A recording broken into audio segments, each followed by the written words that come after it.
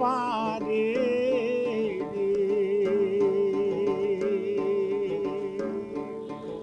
মধ্যে হইল হিরল নদীর ফেওয়া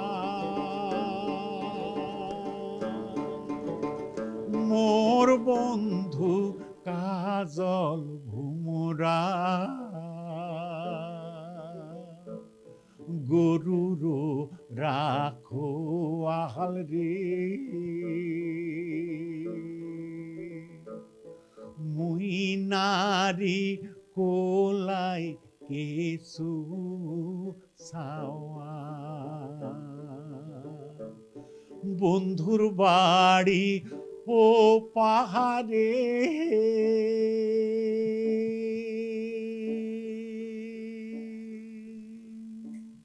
আমি বৃষ্টি চলে এসেছি আজকের স্টার কথার বিশেষ অনুষ্ঠান নিয়ে। আজকে আমাদের সাথে যিনি উপস্থিত রয়েছেন তার বোধহয় আলাদা করে বিশেষ কিছু পরিচিতি দেওয়ার আমার প্রয়োজন পড়ে না, কারণ তিনি নিজেই তার যে গুণ সেই গুণে তিনি নিজেই সমৃদ্ধ। বাংলার যে লোক সংস্কৃতি, বাংলার যে মাটির গান, তা তিনি আন্তর্জাতিক স্তরে নিয়ে গিয়েছেন। সেই আন্তর্জাতিক খ্যাতিসম্পন্ন শিল্পী শ্রী স্বপন বসু আমাদের সাথে আজকে উপস্থিত রয়েছেন স্টার কথার বিশেষ অনুষ্ঠানে। আমি যদি দাদা সরাসরি আপনার কাছে চলে যাই, যে এই যে এতটা কিন্তু এরপরেও তো মানুষের একটা জানার জায়গা থাকে যে তার ছোটোবেলাটা কীরকম ছিল, শুরুটা কীরকম হয়েছে, সেই যে জার্নিটা মানে একদম ছোট থেকে সেটা কীরকম ছিল। পরিবেশ আমাদের বাড়ি, সেই পরিবেশের মধ্যে বড় হচ্ছে গান বাজনা এবং আর্ট অ্যান্ড কালচারের ব্যাপারটা ছিল। আমাদের কিন্তু খুব সচ্ছলতা ছিল না, কিন্তু কালচারটা ছিল। কারণ আমরা তো একসময় উদ্বাস্ত হয়েই বলা যায়, বাংলাদেশ তখন চলে আসি, তখন আমার মায়ের দিকটা খুব মানে এই আর্ট অ্যান্ড কালচারের ব্যাপারটা ছিল। মা অসাধারণ গাইতেন, কিন্তু গায়িকা হিসেবে প্রতিষ্ঠিত হননি। এরকম অনেক মানুষ আছে যাদের প্রচুর গুণ আছে কিন্তু প্রকাশ পায়নি, এরকম হয়েছে। আমার মা তাদের মধ্যে অসাধারণ ছবি আঁকতেন। আমার দাদু চিত্রকর ছিলেন এবং পেশাও তার সেটা বাংলাদেশে থাকতে। তার ফলে কি এগুলো ছিল আমার মধ্যে। বড়দি গান বাজনা করতেন, দিনরাত চর্চা করতেন। সকালে যখন ঘুম ভাঙতো বড়দির রেয়াজ শুনে, রাতে ঘুমোতে যেতাম, তখনও সে দিদি প্রচুর খেটেছে মানে গানে। আর মারও ইচ্ছে ছিল যে বাড়ির কেউ গান বাজনাটা করুক, কারণ মা তো করতে পারেনি তার সাংসারিক নানা দায়িত্বের জন্য। তার মার ইচ্ছে ছিল মনে মনে এই ব্যাপারটা, কিন্তু দিদি রেয়াজ করে গেছে, গায়ক হয়ে গেছে আমি আর কি, বুঝলে, এই হচ্ছে ব্যাপার। মানে ছোটবেলা থেকে তাহলে গানের রেওয়াজ শুনে গান করা নাকি নিজেরও শুনে এবং সবচেয়ে বড় কথা এইটাই দরকার, আমরা ভীষণ বলি, শুনি কম, যার ফলে এতে না মেধাটাও কমে যায়। কিন্তু যারা বেশি বলে শোনে কম, হ্যাঁ, যত শোনা যায় গানের ক্ষেত্রেও, যত শোনার থেকেই কিন্তু কণ্ঠ, কান থেকেই কিন্তু গান প্রচুর শুনেছি, প্রচুর গান। প্রত্যেকটা শিল্পীর জীবনে তো একটা স্ট্রাগল পিরিয়ড থাকে, মানে নামটা হওয়াটা তো অনেকটা পরে, কিন্তু তার আগে তার রেওয়াজ করা বা তার সাথে সাথে পরিস্থিতিও অনেক রকম থাকে। সেই যে পরিস্থিতিগুলোর সাথে মানিয়ে চলা, তারপর পরিবারের সাপোর্ট, বন্ধু বান্ধবের সাপোর্ট, সেই সবটা নির্ভর করে মানে গানের কেরিয়ারের সাথেই থাকবে। তো সেই দিকটা কি পেয়েছিলেন? প্রথমে তুমি একটা কথা বললে না, স্ট্রাগল, এই কথাটা না আমার কাছে খুব বিলাসিতা। অনেক মনে আমার জীবনে কত স্ট্রাগল করেছি, আর স্ট্রাগল না, ওই সময়গুলো খুব মানে কি উপভোগ করেছি, খুব এনজয় করেছি। মানে ওই সময়গুলো খুব ভালো লাগা, অনেক স্মৃতি মানে সেই ব্যাপারগুলোর মধ্যে দিয়ে। একেবারে স্ট্রাগল মনে হয়নি এখনও খুব সুখ স্মৃতি সেগুলো। আর আমাকে সাপোর্ট যেটা বল, ধরো পারিবারিক সাপোর্ট না থাকলে তো আজকে তোমার সঙ্গে বসে কথা বলতে পারতাম না, তুমি আমার কাছে আসতে না। কিন্তু একটা কি প্রতিকূল পরিস্থিতি ছিল, মানে আমাদের বাড়িতে যাচ্ছে বাবা শয্যাশায়ী ছিল, আমার মা বাবার পিছনে প্রচুর পরিশ্রম করতেন, দাদাকে আমাদের সংসারের হাল ধরতে হয়েছে। এরকম একটা প্রতিকূল পরিবেশের মধ্যে আমি বড়ো হয়েছি। তাই সেই সব দায়িত্ব মানে ওইভাবে থেকে খুব তাদের উৎসাহ দেওয়াটা সম্ভব ছিল না। তবু আমার দাদার, মা তো ছিলই, মার বিশাল প্রশ্রয় ছিল, এবং তার সঙ্গে দাদারও। কিন্তু দাদা না থাকলে আজকের আমি এই জায়গায় বুঝতে পারতাম, এই জায়গায় আমি মানুষের কাছে গান পৌঁছতো না, আজকের আমি হতাম না দাদা না থাকলে।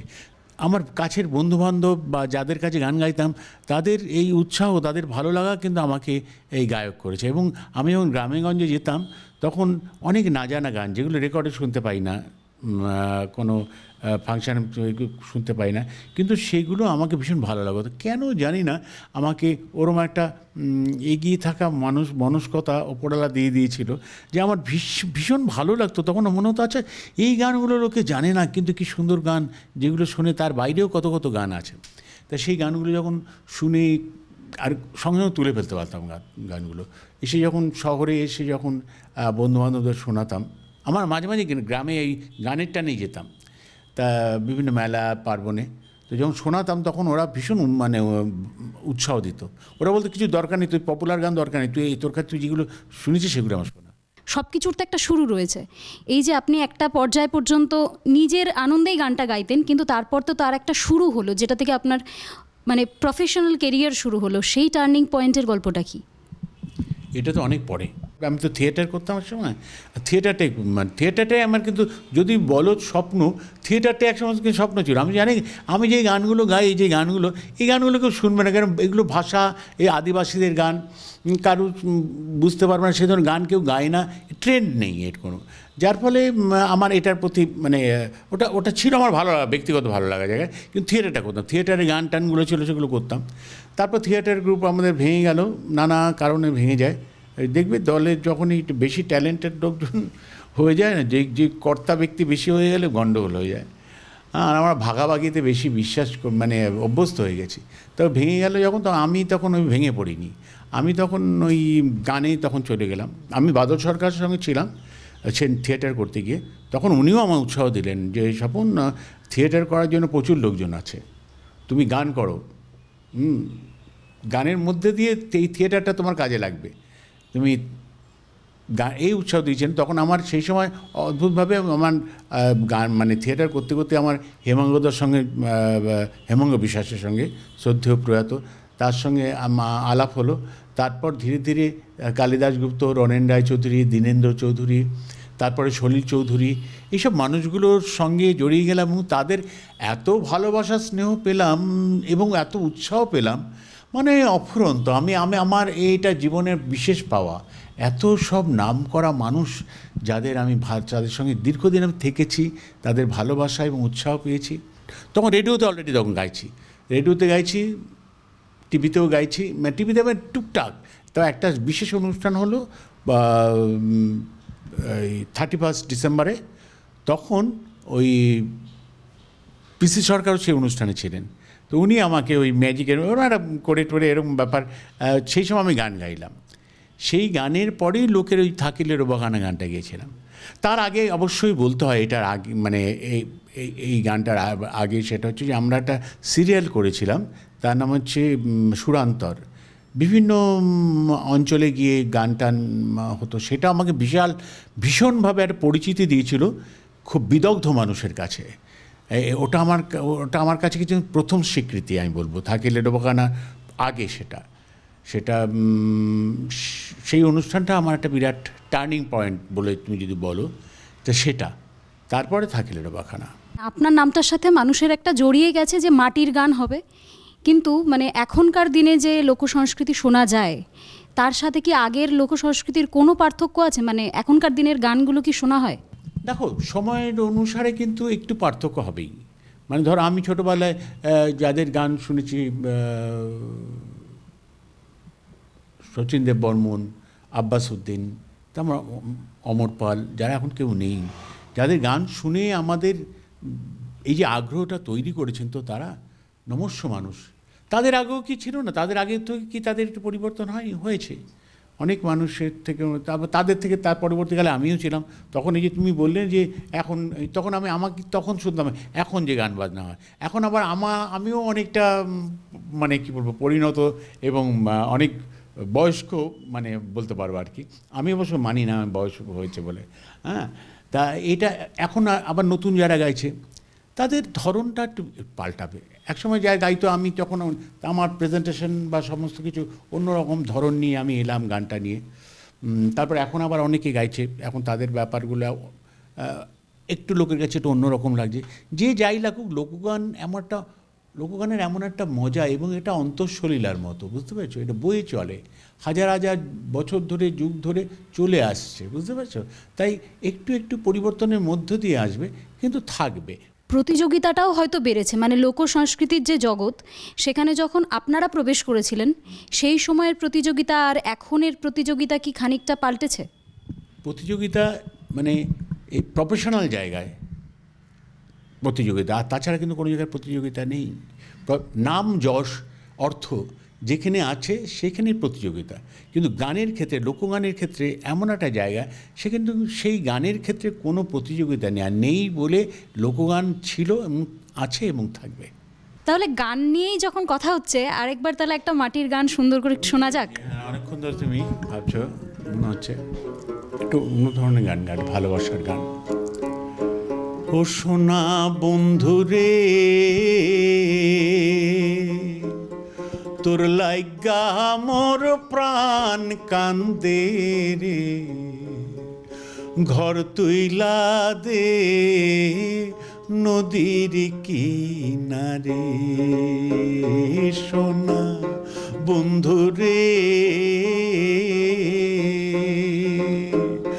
তোর লাইগা মোর প্রাণ কান্দে রে, ঘর তুইলা দে নদীর কিনারে।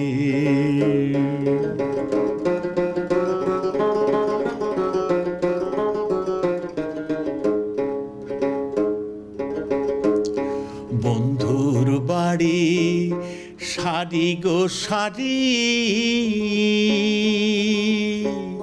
সাইরো মোরা বাঁশের গোবেড়ি, মধ্যে বন্ধুর টিনের সুয়ারি, মধ্যে বন্ধু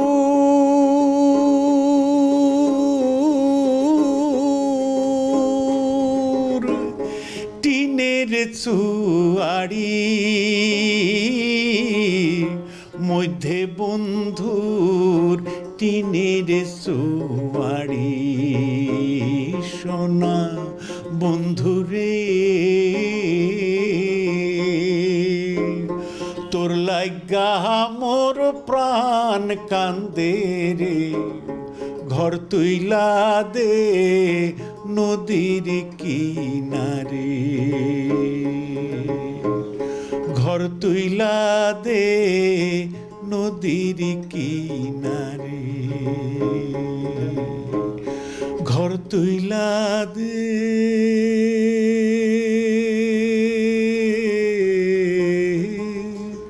নদীর কিনারে। এই যে গানগুলি, এগুলো তো মানে বাংলার একদম নিজস্ব তৈরি, নিজস্ব কৃষ্টি সংস্কৃতিকেই ওরা বহন করে চলেছে।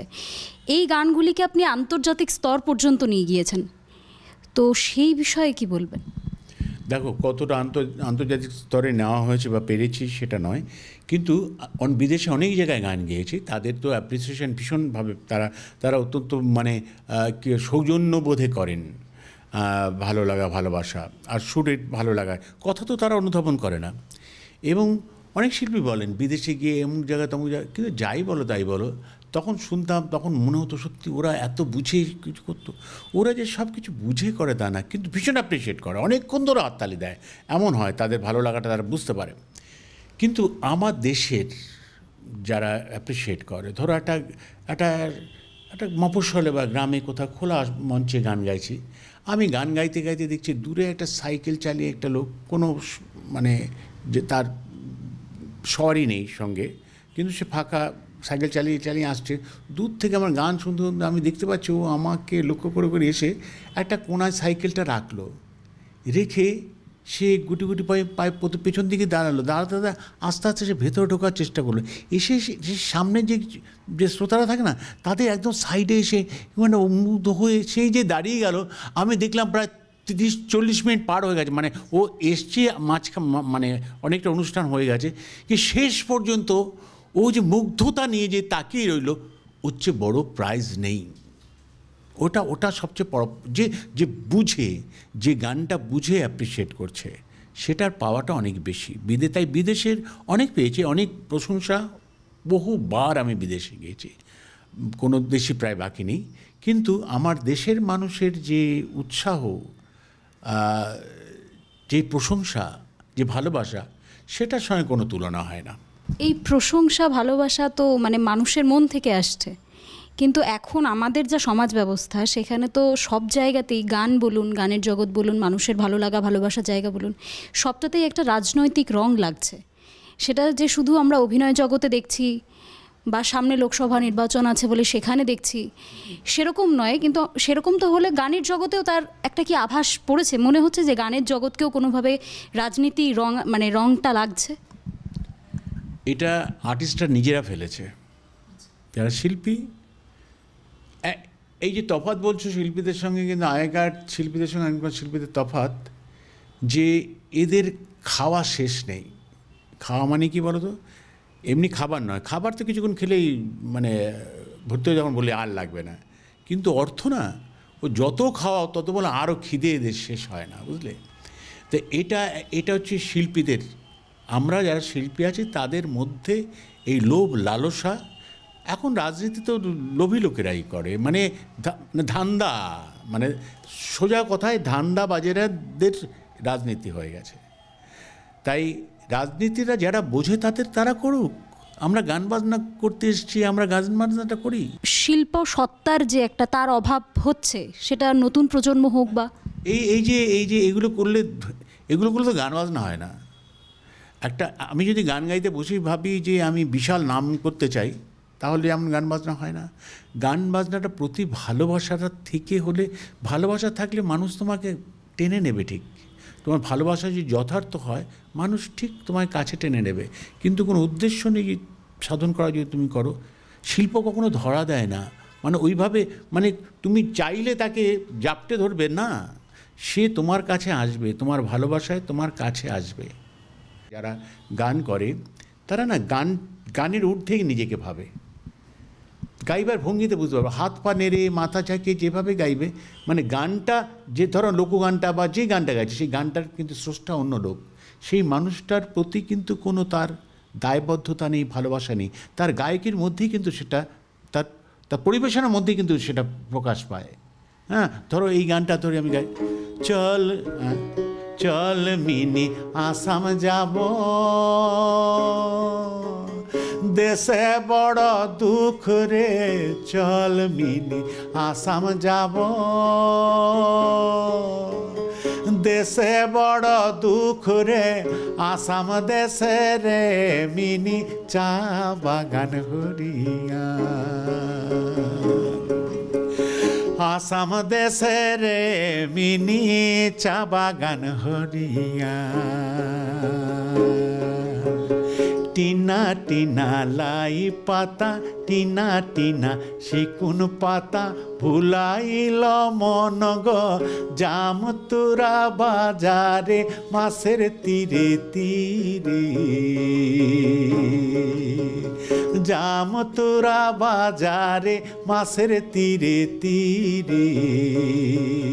এই যে একটা ছবি গানটার মধ্যে দিয়ে, আমি যদি সেই জীবনটার প্রতি, যে মানুষের গান, এই যে হাজার হাজার মানুষ চা বাগানে কত স্বপ্ন নিয়ে গেছে, হাই যদুরাম ফাঁকি দেয়া পঠাইলে আসাম, যে স্বপ্ন ভেঙেছে যদুরামরা, তাদের চাবুক মেরেছে পাওনা মজুর বদলে, এই ফিলিংসটা না রেখে গাড়ি চল মিনি আসাম যাব, এই হাত নেড়ে যদি পিকনিকের গানের ভাব নিয়ে আমি গাই যে আসর আমাকে জমাতে হবে, তাহলে সেই গানটাকে কিন্তু গানটার প্রতি বঞ্চনা করা হয়। তাই এটা কিন্তু কাজ নয়। শিল্পী নিজেকে যদি ঊর্ধ্বে ভাবতে শুরু করে দেয়, তাহলে বিপদটা সেখানেই হয়। তাই একজন শিল্পীর যদি অতিরিক্ত লোভ, দেখো ইচ্ছে স্বপ্ন থাকে, সেটা ভালো, সেটা খারাপ নয়, কিন্তু যদি লোভ থাকে, লালসা থাকে, মানে তার প্রাপ্যের অতিরিক্ত যদি একটা মানে এবং গাইবার সময় যদি সব ওই অধ্যত্ব থাকে, তাহলে সে কখনো শিল্পী নয়, এবং সে তার কাছে শিল্পও থাকতে চায় না, সে আর্টও তার কাছে থাকতে চায় না। আজকের স্টার কথার অনুষ্ঠানটা এখনই শেষ করব, কিন্তু তার আগে যদি আপনার একটা গান শোনা যায় আরেকবার।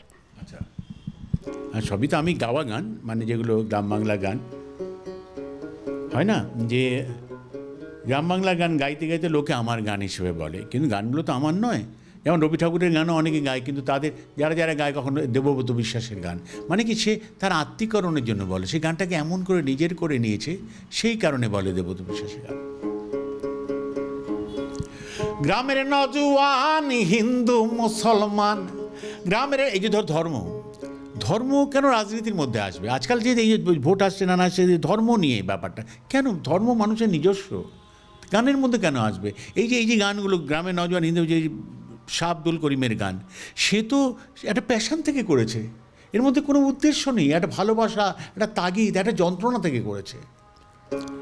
মানুষই মানুষকে নষ্ট, মানুষের ক্ষতি করে, বুঝলে? আর তথাকথিত শিক্ষিত মানুষই করে সেটা, গ্রাম বাংলার মানুষ করে না। আর ডিগ্রি দিয়ে শিক্ষার মাপা যায় না, বুঝলে?